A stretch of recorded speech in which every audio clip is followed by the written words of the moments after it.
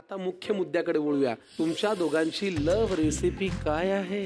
निरफणसाची कापं. निरफणसाची कापं. हा. फॅन्टास्टिक. हे बघ, मी कधी कोकणात फार आलो नाही, मला तेवढा अजून अनुभवायला मिळालं नाही, पण तुमच्या या हातच्या चवीमुळे कदाचित मला कोकणाचा किनारा जरा नक्कीच जिभेतून अनुभवता येईल, हो की नाही? कारण आपलं तर ठरलेलं आहे, काळजाची वाटी पोटातून जाते. त्यामुळे पहिला पदार्थ आहे निरफणसाची कापं. तो तुम्ही दोघं मिळून करणार. हो. लागणारं साहित्य पटकन घेऊन या. तर तुमची लव्ह रेसिपी आहे निरफणसाचे काप. फणस, हं? रवा, कोकम घेतलंय, कोथिंबीर आहे डेकोरेशन करण्यासाठी, त्यानंतर तांदळाचं पीठ, धणे पावडर, आलं लसूण पेस्ट, मसाला, हळद, मीठ. ठीक आहे, चला कृती पहिल्यांदा करूया. काय करायला हो. लागतं? सगळ्यात पहिलं मला थोडंसं हाताला तेल लावून घ्यायला लागेल, कारण याचा चीक जो असतो तो हाताला लागतो, त्यामुळे मी हे हाताला बघ, तेल लावून. तू ना आज माहेर वाशिणी सारखी आलेली आहेस. अच्छा. त्यामुळे आम्ही ते काम केलेलं आहे. इथे मी पहाटे आलो, हाताला तेल लावलं, फणस धुवून चिरून ठेवलं. त्यामुळे निरफणसाचे काप मी करून ठेवलेले आहेत.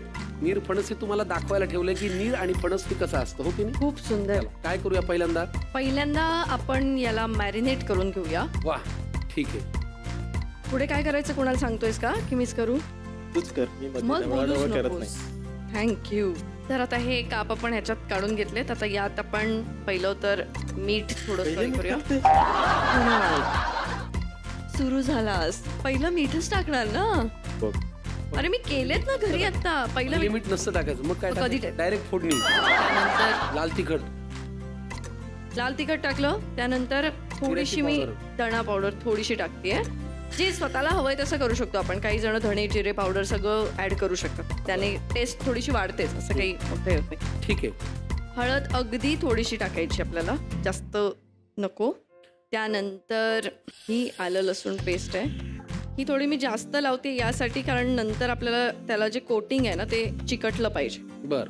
त्यासाठी. बस आता मी हे मॅरिनेट करून घेते. तसं फार लोक वापरत नाहीत, पण जर आपल्याला थोडीशी आंबट चव हवी असेल तर अगदी थोडासा हा कोकमचं हे पाणी जे आहे ना ते थोडंसं ऍड केलं तरी चालेल.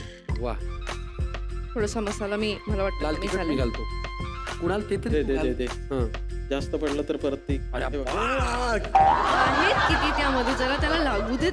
झणझणीत खायचं असतं ना, तुमचं शीर्षक गीतच आहे, थोडं चमचमीत झणझणीत खाऊ. मग करू द्या मला झणझणीत कसं असतं, तुम्ही खाऊन तर बघा. हो, आणि फार तिखट जरी झालं हं. तरी कोकणात काय नारळा पोफळीच्या बागा आहेत.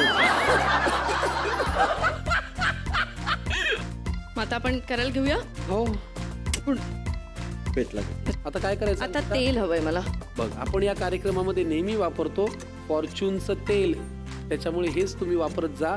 याच्यामध्ये फार फार गोष्टी चांगल्या चांगल्या आहेत. आणि हेच आम्ही घरी पण वापरतो, हो का? त्याच्यामुळे किती टाकायचं बघ. हा,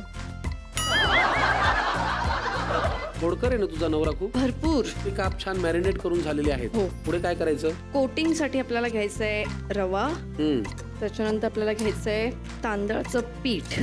आमच्या कोकणात जसे मासे फ्राय करतात ना, अगदी तसंच याला फ्राय करायचंय. यात थोडंसं, यात पण आम्ही मसाला ऍड करतो. बापरे.